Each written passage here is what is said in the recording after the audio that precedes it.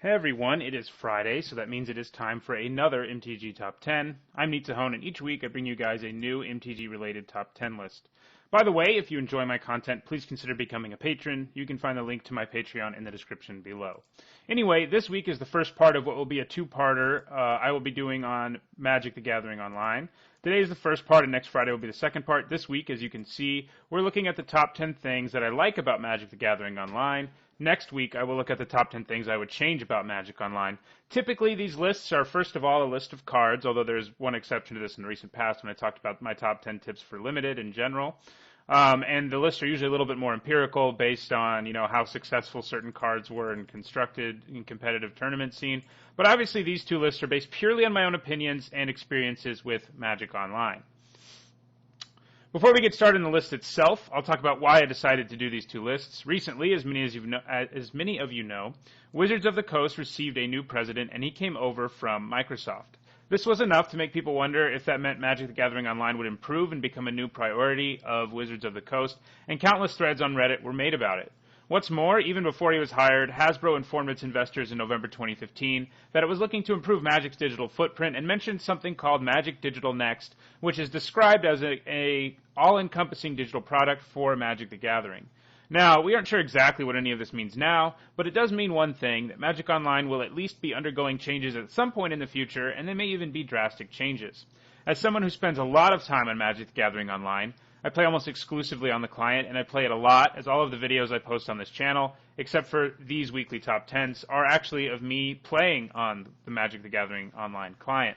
But because I play so much on Magic the Gathering Online, this news got me thinking about what I hope they will preserve from the current version of Magic Online and what I hope they will get rid of.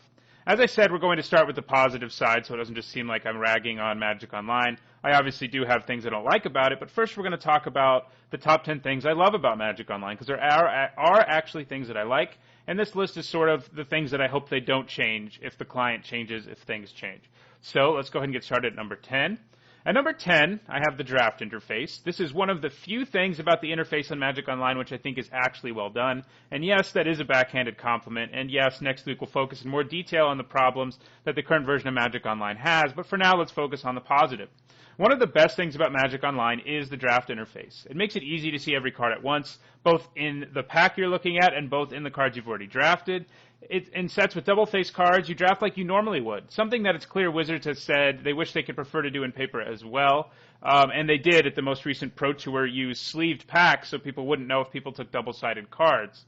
So that shows us that they want things to be more like Magic Online, and so in a way they can capture the Magic Online draft experience in paper at big competitive scenes, but you can't do it in a normal gaming store.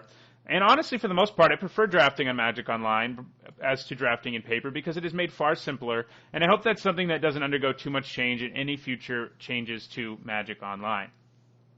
At number 9, I have the player rewards. The Magic Online Player Rewards Program, or MOPR for short, is a great program. Every month there are rewards if you participate in enough events and if you spend enough money in the store.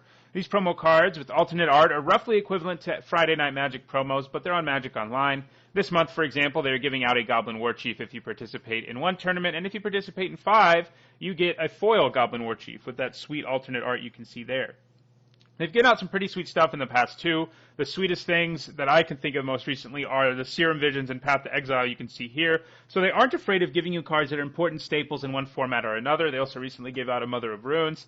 And it is always fun to get rewarded for something that I love to do anyway. And these cards help, make the budget decks that I like to make more possible because I have, 2 free copies of Serum Visions and 2 free copies of Path to Exile. And I hope they hold on to the Player Rewards program in the future.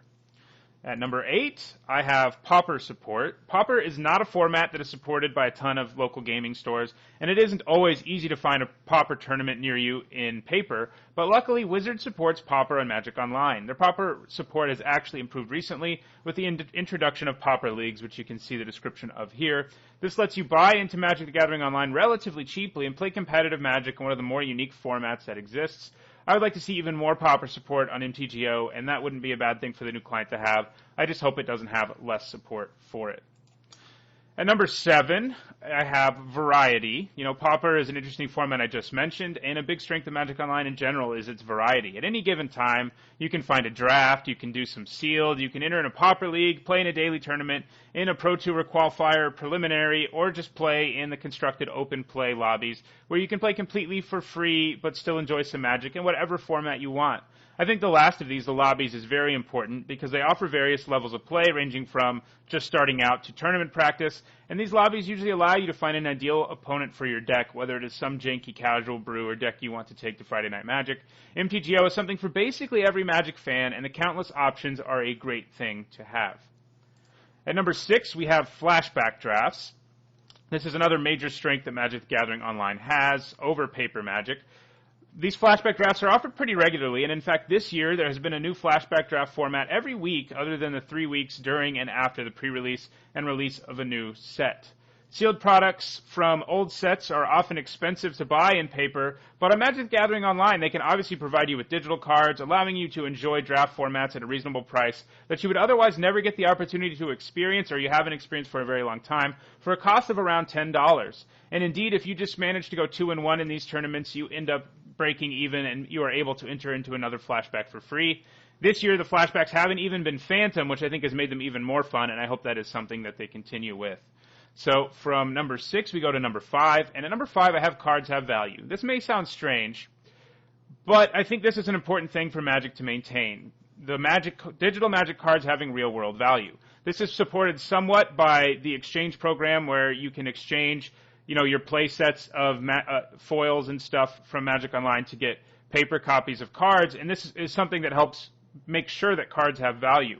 A lot of people, though, since the announcements and news have come out that Magic Online may change and they're focusing on making it a better client, a lot of people are worried that Magic Online will sort of convert into a Hearthstone-like model where one just has to grind out matches to obtain new cards, similar to how it is on Magic Duels.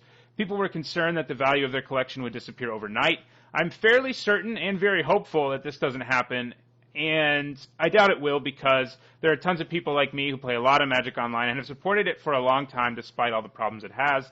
I think Magic Online will continue to be modeled after paper Magic in this sense, and that cards will continue to have monetary value because they will still be tradable, still exchangeable for real-life paper cards, and so forth.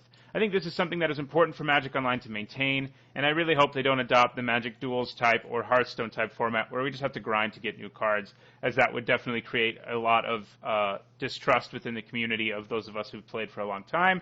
And the value of the cards also means that you can cash out of certain decks you have, you can invest in certain cards and make money off of them just like you can in paper Magic, and I think that's very important. So, at number 4, I have ease of trading, which may sound strange, and don't get me wrong, the trade interface on Magic Online is terrible. So I'm not talking about how easy it is to actually do trading with people.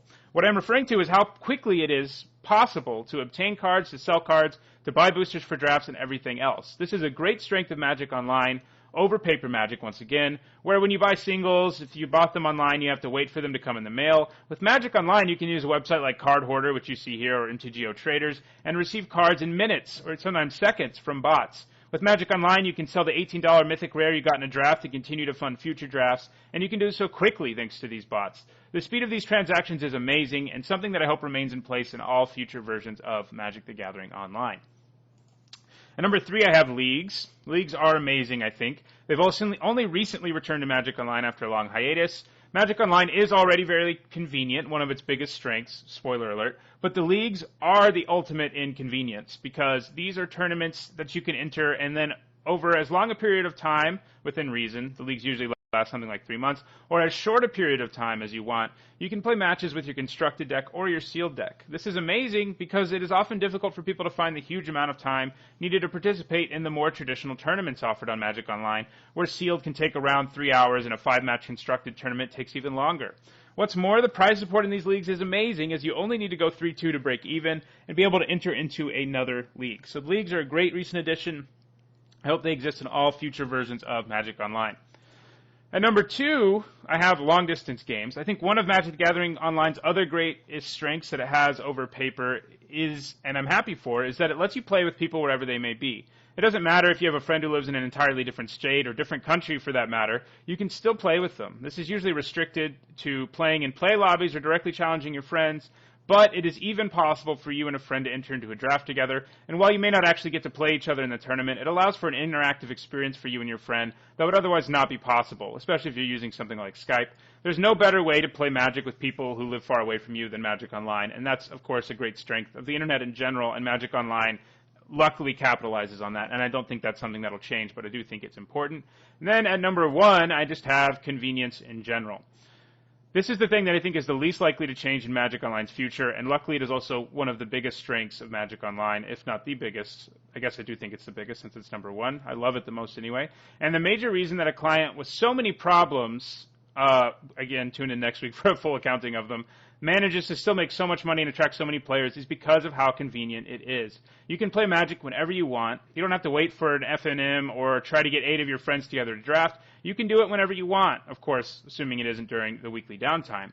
If you're like me and playing Magic on Friday night at an LGS isn't really an option because of your schedule and because life gets in the way, it is amazing being able to play Magic during the free time I do have on other days of the week or even very late at night, like at midnight, for example. So that's my list of the top 10 things I love about Magic Online. Next week, I'll be looking at what I think are the 10 biggest problems on Magic Online.